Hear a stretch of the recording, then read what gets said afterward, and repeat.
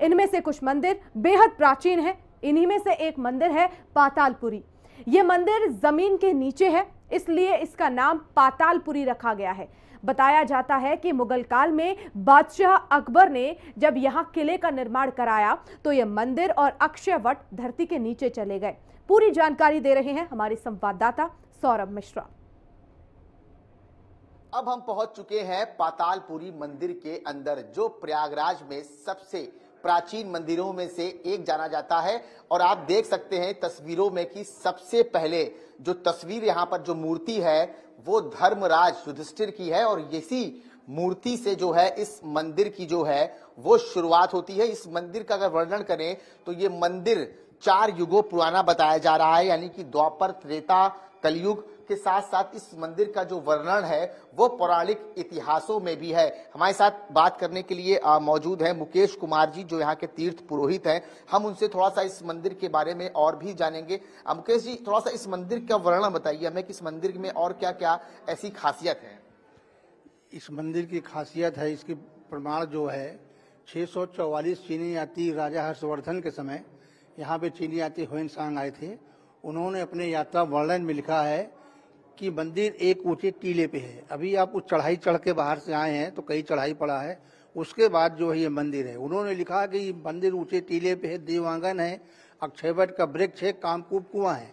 तो उस समय 644 में लोग अक्षयवट से कूद कर जान देते थे मुक्ति और मोक्ष के लिए। कुछ लोग गंगा नदी में कूदते थे, कुछ लोग अक्षयवट से देवांगन में कूदते थे। इसका मतलब उस समय गंगा जी भी अक्षयवट के बगल में बहती रही। आइए और हम दिखलाएंगे। तो हम आपको इस मंदिर से और भी परिचित कराएंगे कि इस मंदिर में आखिर ऐसी क्या क्या खासियत है, क्योंकि अगर इस मंदिर की बात करें तो ये मंदिर जो है वो जमीन के अंदर स्थित है, और यहाँ पर एक ऐसा कुआं भी बताया जा रहा है जिसमें लोग कूद कर अपनी जान दिया करते थे, लेकिन अकबर के समय में उस किले को बंद करा दिया गया। हम आपको उस आगे की दर्शन भी कराएंगे। अब शुरुआत में जो हमने आपको जो मूर्ति दिखाई थी वो धर्मराज युधिष्ठिर की थी, और इस मंदिर के अंत में आपको यमराज की जो है वो मूर्ति दिखाई जाएगी। और यहाँ पर एक ऐसा कुआं भी बताया जा रहा है कि अकबर के समय में जब यहाँ पर जो कुआं था उसमें लोग कूद कर जो है वो अपनी जान दिया करते थे, लेकिन उस कुएं को जो है वो अब जो है बंद कर दिया गया है। और ये आप देखिए तस्वीरों में, ये देखिए प्रयागराज, जिसका नाम प्रयागराज शहर पड़ा, ये उनकी मूर्ति है। क्या कहेंगे, क्या कौन है? प्रा माने प्रथम, याग माने यज्ञ। जिस स्थान पे प्रथम यज्ञ किया गया हो उसका नाम प्रयाग रखा गया। तो ये तीर्थों को राजा बनाए गए हैं। सारे तीर्थ नश्वर हैं, प्रयाग का कभी नाश नहीं, क्योंकि तीर्थों को राजा हैं ये प्रयागराज जी। हम और भी आपको अब इस मंदिर की जो है वो खासियत के बारे में थोड़ा सा बताएंगे। मंदिर में जो 44 देवी देवता जो हैं वो विराजमान हैं, और इस मंदिर में आपको स्वर्ग और नर्क की मान्यता का जो है वो सार आपको पता चलेगा। हालांकि हम आपको बता दें कि जब आप सीढ़ियां उतरकर नीचे जाएंगे तो प्रवेश द्वार पर आपको धर्मराज की मूर्ति दिखाई देगी, और जब आप सीढ़ियां चढ़कर बाहर निकलेंगे तो आपको मृत्यु के देवता यमराज की मूर्ति दिखाई देगी। बीच में एक पतला गलियारा भी है। यह स्थान हमारे कर्म का स्थान पृथ्वी लोक, इसके अलावा मंदिर परिसर में 6वीं शताब्दी की मूर्तियां भी जो है वो भी यहाँ पर विद्वान हैं। देवांगन की दीवारें भी हैं जिसे अकबर ने ढकवा दिया था। यहाँ वह स्थान भी मौजूद है जहाँ त्रेता युग में माता सीता ने अपने कंगन दान किए थे। स्थान पर गुप्त दान किया जाता है। भगवान अपने अर्धनारीश्वर रूप में विराजमान है। साथ ही तीर्थों के राजा प्रयागराज की प्रतिमा भी यहाँ है। भगवान शनि को समर्पित एक अखंड ज्योति है जो 12 महीने प्रज्वलित रहती है। आप देखिए कि ये वही मूर्ति है। आप देख सकते हैं कि यहाँ पर आपको बेहद प्राचीन मूर्तियां जो है वो आपको देखने को मिलेंगी, जिनका जिक्र जो है पौराणिक काल में यानी कि पौराणिक इतिहास में भी किया गया है। चाहे हम द्वापर युग की बात कर लें, चाहे हम सतयुग की बात कर लें, चाहे हम त्रेता युग की बात कर लें, और चाहे हम कलयुग की बात कर लें। यहाँ पर अक्षय वट और सरस्वती कूप जो है यहाँ पर श्रद्धालुओं के लिए जो है वो आकर्षण का केंद्र बनता है। और देखिए ये वही कुआं है जहां पर माफ कीजिएगा, ये वही कुआं है जहां पर अकबर के समय में लोग कुएं में कूदकर जो है वो अपनी जान दिया करते थे। तो इस मंदिर को आप देखकर समझ सकते हैं कि यह मंदिर कितना खास है, क्योंकि प्रयागराज की अगर हम बात करें तो प्रयागराज को तीर्थों का जो राजा है वो ऐसे ही नहीं कहा जाता है, और इसीलिए यहाँ पर हर साल 12 वर्षों में जो है महाकुंभ का आयोजन होता है, और हर 6 सालों में जो है अर्ध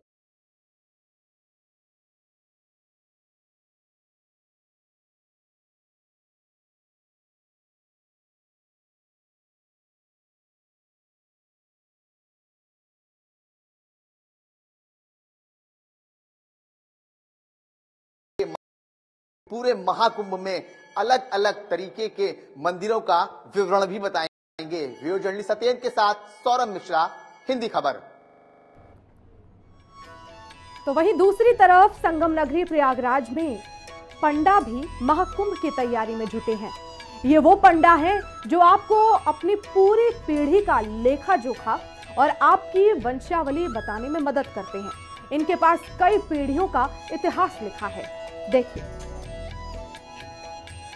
महाकुंभ 2025 के लिए जहां एक तरफ प्रशासन तैयारियों में जुटा हुआ है, तो वहीं दूसरी तरफ करोड़ों श्रद्धालुओं के आने का अनुमान बताया जा रहा है। तो वहीं एक तरफ प्रयागराज वॉल के पंडा जो है वो भी अपनी तैयारियों में जुट चुके हैं। हम आपको बताएंगे कि प्रयागराज वॉल पंडा जो है वो अपनी तैयारियां कैसे करते हैं। सबसे पहले आप देख सकते हैं कि हमारे सामने जो ये किताब रखी हुई है, इसमें कई पीढ़ियों के जो है वो नाम दर्ज है। यानी कि अगर यहाँ पर कोई श्रद्धालु 50 वर्ष पहले आया होगा तो इस किताब में जो है उसका जो नाम है वो दर्ज हो चुका है, और वो कभी भी यहाँ पर पहुँचता है अगर तो वो इस किताब के जरिए ये पता कर सकता है कि आखिर हमारी यहाँ पर जो दादी थे, बाबा थे, वो कब आए थे। सबसे पहले हम आपको वो किताब दिखाएंगे कि देखिए यहाँ पर किस तरह से जो है किताबों में जो है, देखिए ये जो पीढ़ी दर पीढ़ी जो है ये नाम लिखा हुआ है।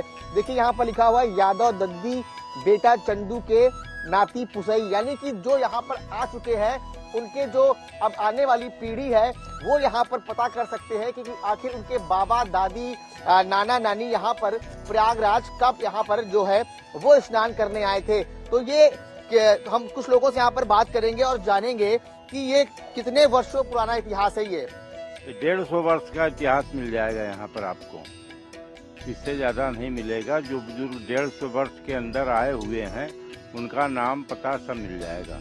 कैसे खोजते हैं आप लोग कि कौन आया था कौन नहीं आया था? जब आपसे पूछा जाएगा किस जिले के रहने वाले हैं, कौन से गांव के रहने वाले हैं, तो वो गांव की बही को निकाला जाता है। निकालने के बाद वो नाम देखा जाता है, तो उनके लड़के को बताया जाता है कि भैया ये फलाने आए थे, ठिकाने आए थे, आपके पिताजी आए थे, बाबा आए थे, भाई आए थे, काका आए थे।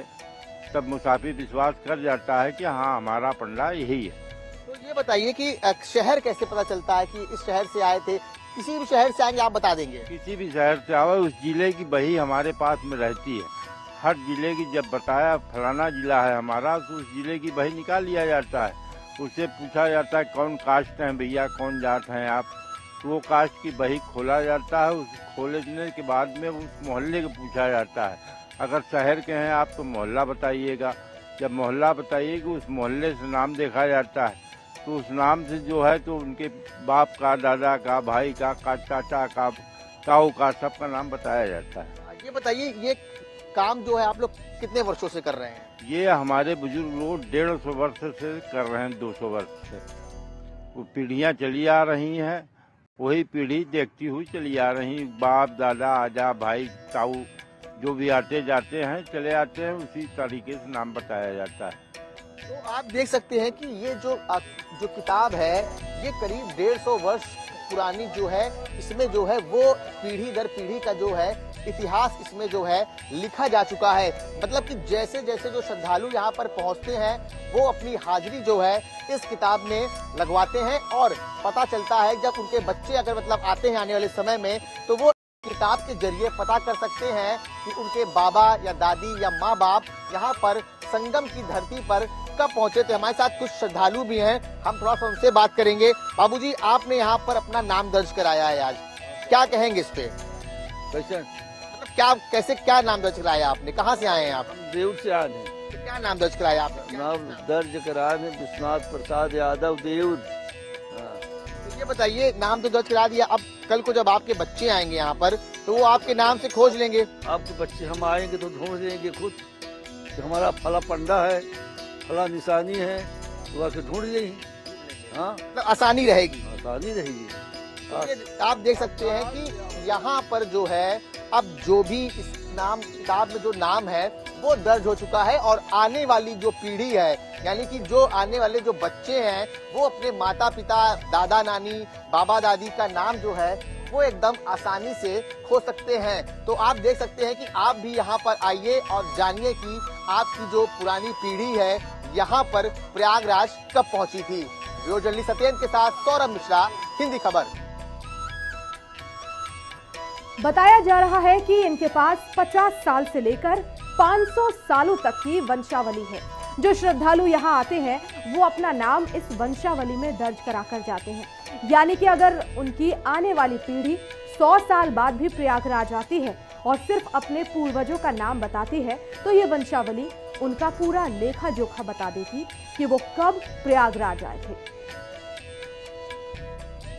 अगर आप प्रयागराज आए हैं, संगम नगरी आए हैं, तो अपने पीढ़ी का जो है वो इतिहास जानना आपके लिए बहुत जरूरी है। और प्रयागराज वॉल जो है इसी पर जो है वो लगातार काम करते रहते हैं। हमारे साथ बात करने के लिए यहाँ पर देखिए प्रयागराज वॉल के जो पंडा हैं, हम उनसे जानेंगे कि आखिर किस तरह से वो जो है आने वाली पीढ़ी को जो यहाँ पर आती है, स्नान करती है, उसका नाम कैसे दर्ज करते हैं, और अगर आने वाली जो पीढ़ी उनकी होती है उसको उसके बारे में कैसे बताते हैं।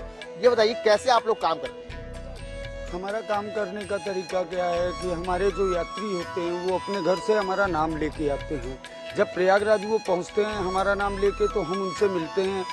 उनकी पुष्टि के लिए उनके वंशावली को उनके सामने प्रस्तुत करना पड़ता है, तब उन्हें पुष्टि होती है कि आप हमारे पंडा जी हैं। जब वो पूरी तरह से संतुष्ट होकर के हमारे पास पहुंच आते हैं, हमारे पास अस्थायी होते हैं, तब हम उनका नाम लिखते हैं। वो जिसको ले करके आए, जिसकी अस्थि को लेके आए, जो पूजा करेंगे, फिर जो पूजा करने वाले हैं उनकी 3 पीढ़ियों का नाम हम स्मरण में करके इस अपने बही में। पोथी हमें थोड़ा सा दिखाइए आपकी कैसे। तो ये देखिए ये पोथी है, इसमें पहले सबसे देखिए पहले कि किस तरह से जो है ये कितने, इसमें कितने लोगों के नाम, कितने पुराने नाम है इसमें? इसमें आप ये समझिए हमारी 2 तरह की बही होती है। एक डेली दिनचर्या की होती है जिसमें सबका, जिसको हम रफ बोलते हैं, उसको हम करते हैं। और जो हमारी वंशावली हैं वो वंशावलियाँ 100 वर्षों तक की, 150 वर्षों तक की, उसमें लेख आपको प्राप्त होंगे। उन लेखों में जो भी नाम मिलेंगे वो यहाँ से इससे जाते हैं हमारे। हम लोग आने वाले यात्रियों को तत्काल में जो है तो इस पे दर्ज कर लेते हैं। फिर उनके पूरे डिटेल को उनके परिवार के मध्य जो है उस वंशावली में डालते हैं। एक वंशावली में कई परिवार होते हैं, समाज के कई अन्य वर्ग के लोग होते हैं, किसी एक वर्ग का व्यक्ति नहीं होता। तो इसलिए इसको रफ में करने के बाद फिर उसको फेयर में करते हैं वंशावली में, बाई कास्ट, बाई जाति, जिस भी तरह से होता है। बस हमें बताइए कि कैसे आप लोग खोजते हैं। अगर हमें किसी का नाम खोजना हो तो वो आप कैसे खोजेंगे? वो खोजने का एक तरीका होता है कि जैसे हमने अभी आपको बताया कि लिखा करते समय हमारे यहाँ जो है हम लोग वर्ग वाइज लिखते हैं, ये ब्राह्मण हैं, ये क्षत्रिय हैं, ये फला समाज के हैं। उस तरीके से हमारे बही में लेख होता है। जैसे ABC आप लोग अल्फाबेट फोन डिक्शनरी आपकी होती है, उसी तरह हमारी एक सूची होती है। हम उस वर्ग में जाते हैं। जैसे ब्राह्मण कोई आया तो हम ब्राह्मण वर्ग में चले गए। अब ब्राह्मण वर्ग में जाने के बाद हमने फिर एक सूची बना रखी है। क्या बना रखी है? जिस तरीके से कोई तिवारी लिखता है, कोई पांडे लिखता है, कोई दुबे लिखता है, तो फिर हम दुबे में जाते हैं। थोड़ा सा हमें ये दिखाइए, वंशावली दिखाइए, पूरा खोल के दिखाइए आप। वंशावली आपके सामने है। और इस वंशावली में जैसे आज के दिन हमारे जो भी यात्री आ रहे हैं उन यात्रियों का ये लेख लिखा। ये देखिए आज के जो यात्री यहाँ पर पहुंचे हैं, ये देखिए उनका यहाँ पर आलेख लिखा गया है। मतलब आप देख सकते हैं कि ये अगर यात्री आज से 50 साल बाद भी यहाँ पहुंचेंगे और इनको अपना नाम बताएंगे तो ये तुरंत इसको जो खोज कर है उनका नाम बता देंगे कि आप प्रयागराज जो है वो कब पहुंचे थे। तो उसमें आप लोग डेट ही मेंशन करते हैं? जी हाँ, डेट हमारे यहाँ जो है तो ये आपका जो 10, 11, 12 चलता है, ये नहीं चलता है। हमारे यहाँ का क्या चलता है, महीने में 2 पक्ष होते हैं, कृष्ण पक्ष, शुक्ल पक्ष। इसमें जो है तो प्रतिपदा से लेकर के अमावस्या तक और फिर प्रतिपदा से लेकर पूर्णिमा तक के जो तिथि होते हैं, एकादशी, द्वादशी, त्रयोदशी, चतुर्दशी या पंचमी, षष्ठ, सप्तमी, इस तरीके से करके हम लोग उसको डालते हैं। उसमें बताइए अगर हमको जानना हो, मान लीजिए तो अभी तक इसमें इतने जो यहाँ पर जो श्रद्धालु अभी आए हैं जिनका आपने नाम यहाँ पर जो मेंशन किया है, इसमें कैसे हम ढूंढे कि 1 नंबर है, 2 नंबर है, 3 नंबर है, 4 नंबर है। इसमें ढूंढने की आवश्यकता नहीं।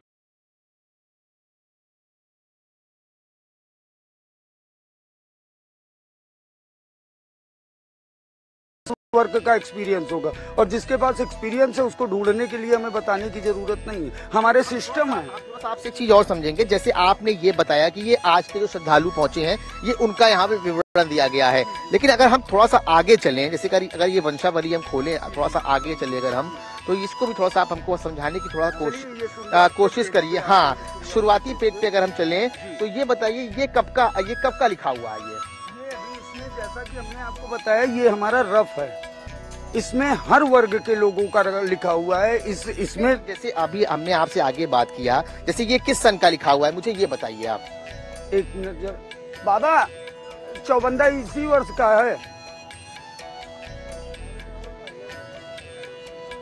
22, ये इसमें जो है लगभग आपको 22-23 वर्ष के लिखा मिल जाएंगे। यानी कि अगर वो 2030 में आएंगे और यहाँ पर वो अपना नाम मेंशन करेंगे तो वो आप बता देंगे कि 2022 में आप आएंगे। जी हाँ, वो 2030 में नहीं, वो 2040 में आए या कभी भी आएंगे, तो ये लेख हम उनको बताएंगे कि आपका परिवार या आप जो है इतने वर्ष पहले इस दिन, इस तारीख, इस समय पे हमारे यहाँ उपस्थित थे। आप देख सकते हैं कि ये जो है पूर्वजों की वंशावली है, मतलब कि अगर हम बात करें कि अगर इसमें कोई 2022 में भी आया हो या 2000 में भी आया हो, तो वो इस जो है वंशावली में जो है वो उसका नाम दर्ज हो चुका है, और वो प्रयागराज जब भी आता है वो अपना सन बताता है, अपने पूर्वज का नाम बताता है। तो इस वंशावली से खोजकर ये बता दिया जाता है कि आखिर आप प्रयागराज जो है कब आए थे। तो प्रयागराज वॉल के जो पंडा है वो लगभग ये काम जो है कई वर्षों से करते आ रहे हैं, और पीढ़ी दर पीढ़ी जो है वो ये काम कर रहे हैं। यानी कि अगर वंशावली की बात करें तो इस वंशावली में कितने पीढ़ियों का जो इतिहास है वो दर्ज हो चुका है, और कितनी आने वाली पीढ़ियां हैं उनका भी इसमें इतिहास जो है वो दर्ज हो रहा है। वीडियो जर्नलिस्ट सत्येंद्र के साथ सौरभ मिश्रा, हिंदी खबर। इस बार महाकुंभ को इको फ्रेंडली बनाने के लिए भी योगी सरकार ने काफी प्रयास किए हैं, और वहीं संगम नगरी पहुंचने वाले श्रद्धालुओं के लिए भी मां गंगा की मिट्टी के चूल्हे बनाए जा रहे हैं। देखिए, महाकुंभ 2025 के लिए आने वाले श्रद्धालुओं के लिए तैयार किए जा रहे हैं यहाँ पर मिट्टी के चूल्हे। आप तस्वीरों में देख सकते हैं कि यहाँ पर जब 2025 में करोड़ों की संख्या में जब श्रद्धालु पहुंचेंगे तो उनके खाना बनाने के लिए यहाँ पर उपले और यहाँ पर देख सकते हैं जो मिट्टी के चूल्हे हैं वो तैयार किया जा रहा है। क्योंकि अगर हम बात करें महाकुंभ की, तो महाकुंभ जो है जनवरी में जो है वो प्रयागराज में लगने वाला है, जिसमें कि करोड़ों की संख्या में जो है वो श्रद्धालु पहुंचेंगे, और श्रद्धालु को खाना बनाने के लिए यहाँ पर जो है मिट्टी के चूल्हों का जो है वो यहाँ पर जो है बनाया जा रहा है, ताकि श्रद्धालु इसका जो प्रयोग है वो कर सके। हालांकि योगी सरकार जो है इस महाकुंभ को इको फ्रेंडली महाकुंभ भी जो है वो बनाना चाहती है। तो आप तस्वीरों में देख सकते हैं कि यहाँ पर किस तरह से जो है वो मिट्टी के चूल्हे जो है वो बनाए जा रहे हैं। लगभग यहाँ पर 500 चूल्हे जो है वो रोज बनाए जाते हैं, ताकि जो श्रद्धालु यहाँ पर पहुंचे वो इनसे चूल्हे खरीद सके। हालांकि एक चूल्हे की जो कीमत है यहाँ पर 10 रुपए रखी गई है। हम आपको एक बात और बताएंगे कि जब से इस बार महाकुंभ में गैस और हीटर पर प्रतिबंध लग गया है, उसी के बाद से इन चूल्हों की जो डिमांड है वो और भी बढ़ गई है। तो तस्वीरों में देखिए कि रोजाना यहाँ पर लगभग 500-600 चूल्हे जो है वो बनाए जाते हैं, ताकि जो श्रद्धालु यहाँ पर पहुंचेंगे जब वो अपने टेंट में कल्पवास करेंगे तो वो इन चूल्हों का जो है वो प्रयोग आसानी से कर सके। हालांकि इस बार जो चूल्हे हैं वो गंगा जी की मिट्टी से बनाए जा रहे हैं। तो आप तस्वीरों में देखिए कि यहाँ पर जो चूल्हों का जो प्रयोग है वो आने वाले जो है वो श्रद्धालु करेंगे। हर साल की तरह इस बार भी बड़ी संख्या में जो है यहाँ पर मिट्टी के चूल्हे जो है वो बनाए जा रहे हैं। वीडियो जर्नलिस्ट सत्येंद्र के साथ सौरभ मिश्रा, हिंदी खबर। महाकुंभ में करोड़ों श्रद्धालुओं के आने का अनुमान जताया जा रहा है, और इसके चलते महिलाएं आने वाले कल्पवासियों के लिए चूल्हे बना रही हैं। रोजाना 400 से 500 चूल्हे बनाए जाते हैं, जिसमें एक चूल्हे की कीमत 10 रुपए है। देखिए रिपोर्ट।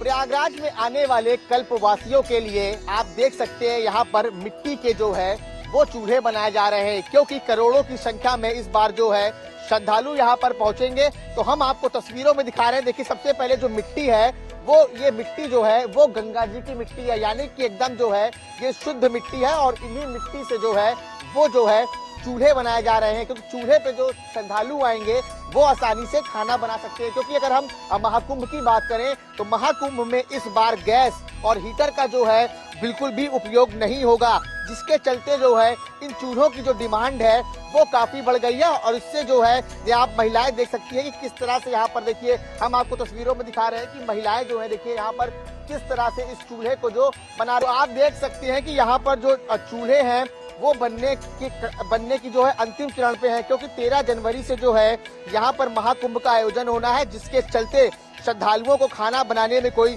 दिक्कतों का सामना ना करना पड़े। उसी के चलते यहाँ पर जो है गंगा जी के मिट्टी से ये चूल्हे बनाए जा रहे हैं, ताकि जो श्रद्धालु यहाँ पर पहुंचे इन चूल्हों को खरीद सके और इन पर आसानी से जो है वो खाना बना सके। जो सत्येंद्र के साथ सौरभ मिश्रा, हिंदी खबर। हिंदी खबर ने अखिल भारतीय अखाड़ा परिषद के अध्यक्ष रविंद्र पुरी से बात की और उनसे जाना कि आखिर क्या रहा 13 अखाड़ों का इतिहास, क्या होती है धर्म ध्वजा और कैसे होती है अखाड़े की रक्षा। महाकुंभ मेले की शुरुआत अब से कुछ ही दिन बाद जो है वो प्रयागराज में होने जा रही है और हमारे साथ बात करने के लिए अखिल भारतीय परिषद अखाड़ा के अध्यक्छ रविंद्र पुरी जी हैं। हम उनसे जानेंगे कि आखिर 13 अखाड़े जो हैं उनका महाकुंभ में क्या महत्व होता है। बहुत बहुत स्वागत है आपका हिंदी खबर पर। महाराज जी, सबसे पहले ये बताइए कि महाकुंभ में 13 अखाड़ों का क्या महत्व है और इसका गठन कैसे हुआ। देखिए, मैं कहना चाहूँगा 13 अखाड़ों का ही महाकुंभ होता है और अगर अखाड़े नहीं होंगे तो वो कुंभ नहीं होगा, वो तो माघ का स्नान होगा। आपने ना माघ का महीना होता है, जैसे माघ के महीने में यात्री आता है वो माघ का महीना कहलाया जाएगा। जहाँ पे साधु संत आएंगे, जहाँ अखाड़े आएंगे, तभी जाकर के वो महाकुंभ माना जाता है। आपने देखा होगा यहाँ महाकुंभ में लोग क्या देखने आते हैं। महाकुंभ में कोई सिटी देखने नहीं आते हैं, संतों को देखने आते हैं। हमारे यहाँ बड़े बड़े तपस्वी महात्मा है, कोई हठ योगी है, कोई ज्ञान योगी है, कोई भक्ति योग में, सभी अपने अपने योग में लगे हुए हैं। सबका उद्देश्य भगवत प्राप्ति। और जितने भी यात्री यहाँ आता है वो यही चाहता है मुझे संतों से कुछ आशीर्वाद प्राप्त हो। और सभी की तमन्ना होती है, सभी की इच्छा होती है कि एक बार हम प्रयागराज महाकुंभ में जाएं। कुंभ हो या महाकुंभ हो, दोनों में आपको शांति शांत दिखाई देंगे और संतों का आशीर्वाद ही पूरे कुंभ मेले में होता है। और मैं समझता हूँ देश विदेश से करोड़ों की संख्या में यहाँ लोग आने वाले हैं और सभी संत महात्मा भी बहुत जल्दी से प्रयागराज में आएंगे। मैं समझता हूँ कि हमारे जनवरी के 10-12 जनवरी से पहले सभी संत जो है यहाँ पहुँच जाएंगे। जी, धर्म ध्वजा क्या होती है। देखिए, धर्म ध्वजा का मैं ये कहना चाहूँगा, आपने देखा होगा एक हमारी एक जैसे बहुत बड़ा एक लकड़ी होती है। लकड़ी करते हैं कि एक पेड़ को हम काटते हैं, लेकिन पेड़ की पहले हम पूजा करते हैं, उसको निमंत्रण दे के आते हैं। हमारे साथ शासन प्रशासन सब साथ होता है, अधिकारी साथ होते हैं, पंडित साथ होता है। हम देखते हैं लंबा पेड़ है और लंबे पेड़ को हम निमंत्रण देते हैं, उसकी पूजा करते हैं। पूजा करने के बाद उसको काटा जाता है, काट के उसको यहाँ लाया जाता है। लाने के बाद उसमें जो है हम अपनी पूजा पद्धति जो होती है वो उसकी अलग भिन्न है, वो की जाती है। और उसमें पूरा जितना भी वो पेड़ है, जितनी उसकी लंबाई है, सबको उसका छिलका उतार दिया जाता है। छिलका उतारने के बाद उसको भगवा रंग में रंग किया जाता है।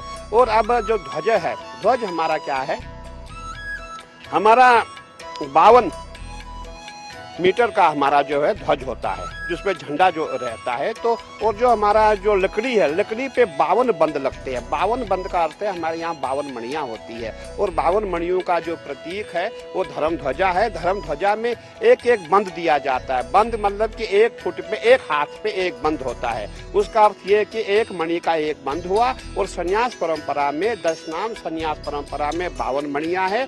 52 मणियों के 52 बंद दिए जाते हैं। मणि का मतलब हो गया जैसे साधुओं का ये जैसे सांप की मणि होती है, वो वाली मणि नहीं, मतलब मणि मतलब घर।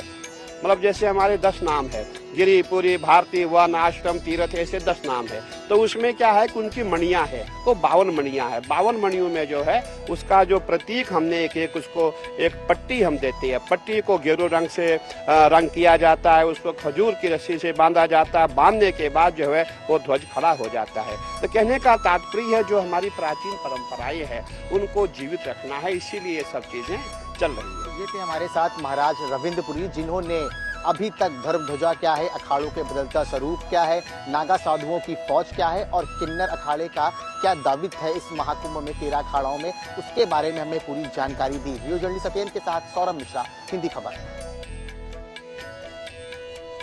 और चलिए अब बात करते हैं रुद्राक्ष वाले बाबा की। रुद्राक्ष वाले बाबा यानी गीतानंद गिरी ने अपनी 12 साल की आध्यात्मिक यात्रा का आगाज 11 किलोग्राम रुद्राक्ष से शुरू किया।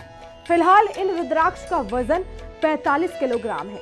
बाबा ने संकल्प लिया है कि पूरे 1.25 लाख रुद्राक्ष धारण करने का, जिन्हें 925 मालाओं में पिरोया गया है। देखिए। देखो कई ऐसी चीजें हैं, हमने आपको कहा कि हमारा 1.25 लाख का संकल्प था। हमने ये शुरू करी थी जब 11 किलो वेट से शुरू करा था। अब इस टाइम पर 45 किलो वेट है और पर बाकी गुरु महाराज की इच्छा और परमात्मा की इच्छा के अनुसार जो है जब तक तपस्या पूर्ण होगी जब तक अगले अर्थ कुंभ में जो है हमारे पूर्ण होगी, और जब तपस्या पूर्ण होगी तो यहीं अर्थ कुंभ में इसका वो करा जाएगा। तो इस बार महाकुंभ में आपको बहुत अलग अलग तरह के नज़ारे देखने को मिलेंगे। भव्य आयोजन किया जाएगा। किसी ने 1.25 लाख रुद्राक्ष धारण करने का लक्ष्य रखा है, तो कोई एक हाथ को ऊपर किए हुए हैं, तो किसी के हाथों में सोने की घड़ियां हैं, हीरे जवाहरात है। तो अलग अलग तरह के साधु संत भी आपको इस महाकुंभ में नजर आएंगे। फिलहाल इस खास पेशकश में इतना ही। मुझे दीजिए इजाजत। नमस्कार।